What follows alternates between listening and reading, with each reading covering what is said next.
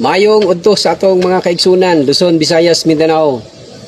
Bago lang gyud na humanta sa ato ang testimony of conversion nganong mimbalik ta sa simbahang Katoliko tungod sa daghang mga kamatuoran nga ato nakaplagan sa simbahan. No, salamat ko sa Ginoo through the Oasis of Love, no, walking with Jesus. Nakasabot ko sa kamatuoran gadiin ang simbahang Katoliko nga pastor ba mi among ginadaot. Mao dining simbahan nga nagatudlo sa kinatibuk-an nga kamatuoran nga diin daghang mga protestante nga kanunay ning hilabot niini tungod kay sagaraan sa mga protestante wala nakabalo sa kinatibuk-an nga kamatuoran sa pagtulunan sa simbahang Katoliko.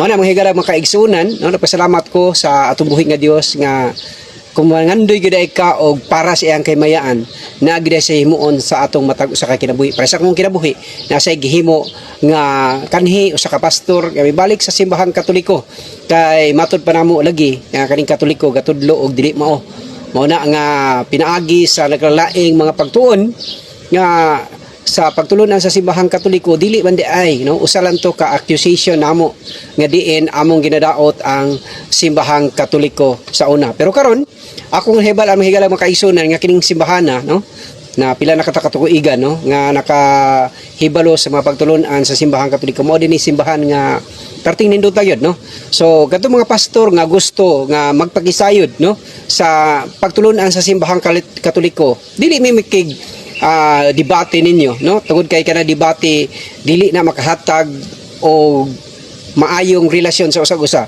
kundi among gusto nga kinahanglan lang ta og kana bitawng dialogue about sa different topics no about sa naglaing mga inyong accusation may tungod sa simbahang Katoliko kay ready ta ana nga motubag pinaagi sa gitawag nato og hanay nga mga tubag tungod kay mao kini ang pagpanudlo sa simbahan.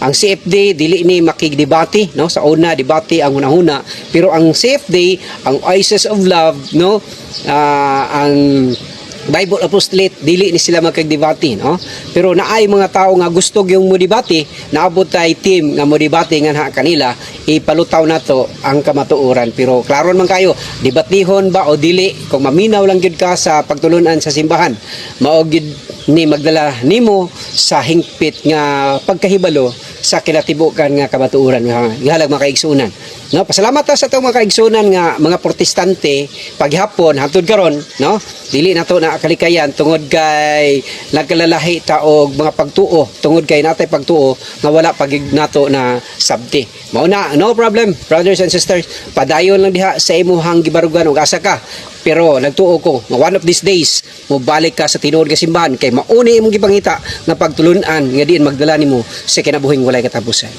God bless kanimo ug ang Dios makigkauban kanimo sa kanunay matag karon. Maayong adlaw kanatong tanan.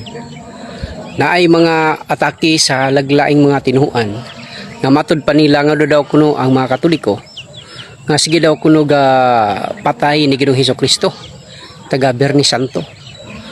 Nagpasabot ka na mahigalag mga kaigsunan nga kinana nga mga komentaryo sa laing tinuan nagpasabot na sila nga wala gyud kalibutan sa mga pagtulunan sa atong simbahan.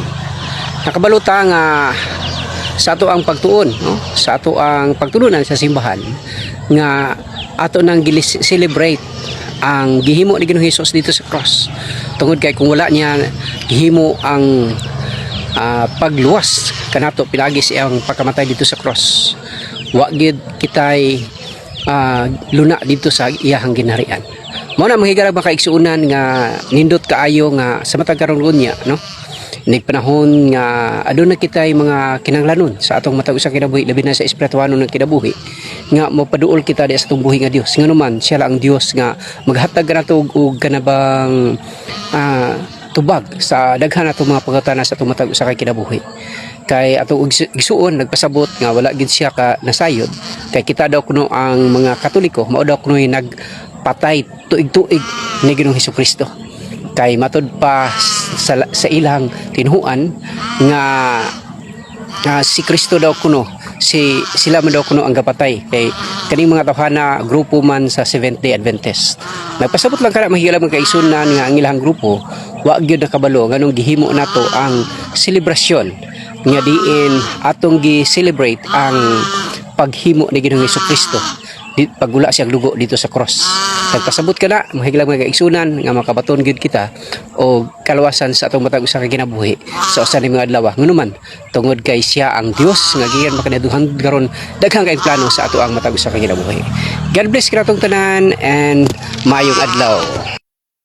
Mahiglang mga kaigsunan, mayong udto kanatong tanan. Luzon, Visayas, Mindanao.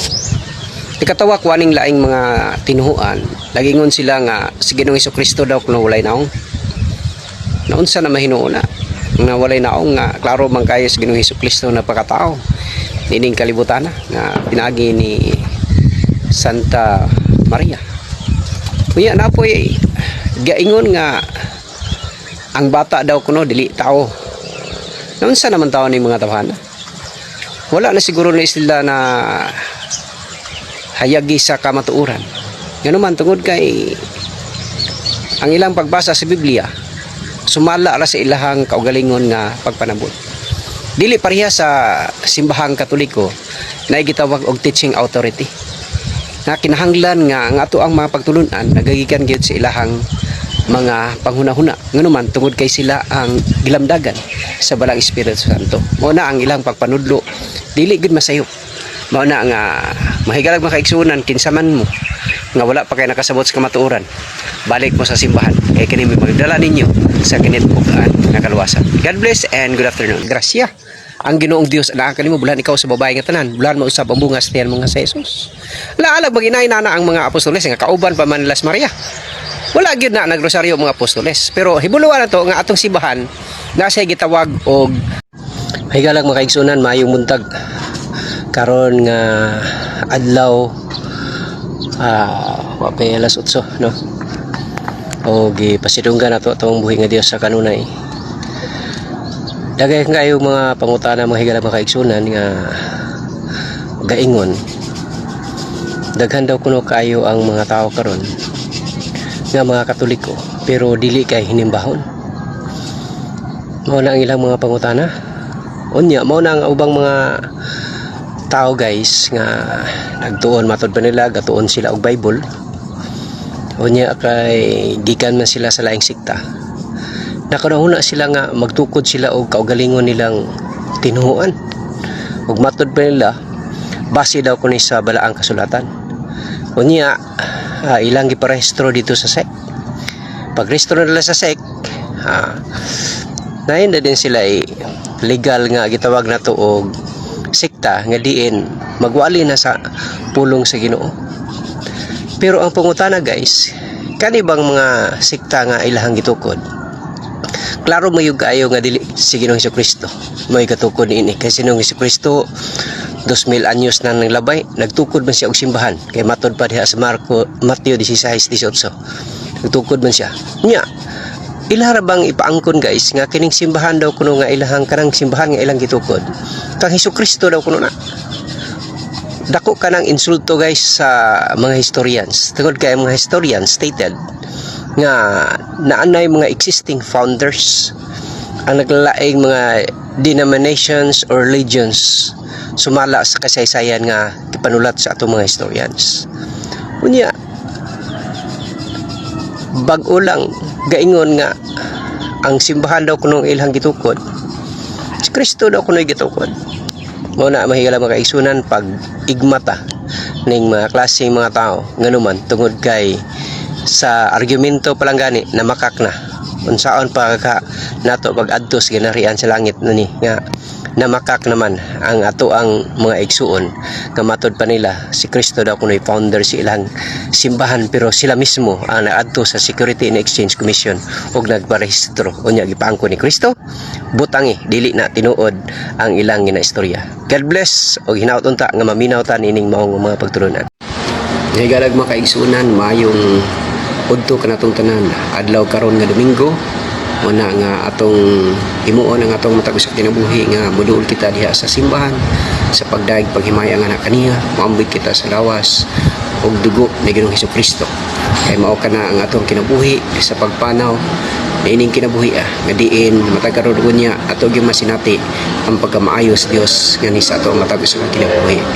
Mana mahigalang mga kaigsunan, I encourage everyone that every Sunday we go to the church to worship our Creator. Ano man tungod kay ingon ng mga Kristiyanos, mao kana ang pagpanudo sa simbahan nga ang every Sunday sa tumatag sa kinabuhi ato gayong ihalad sa atong buhi nga Dios. Ano man tungod kay dining kinabuhi we are strangers in this world nga matod pa sa iyang mga pulong nahon nato pagpangita ang iyang ginarian ug ang tanang mga butang igadugang ra nani sa ato ang matag sa kinabuhi.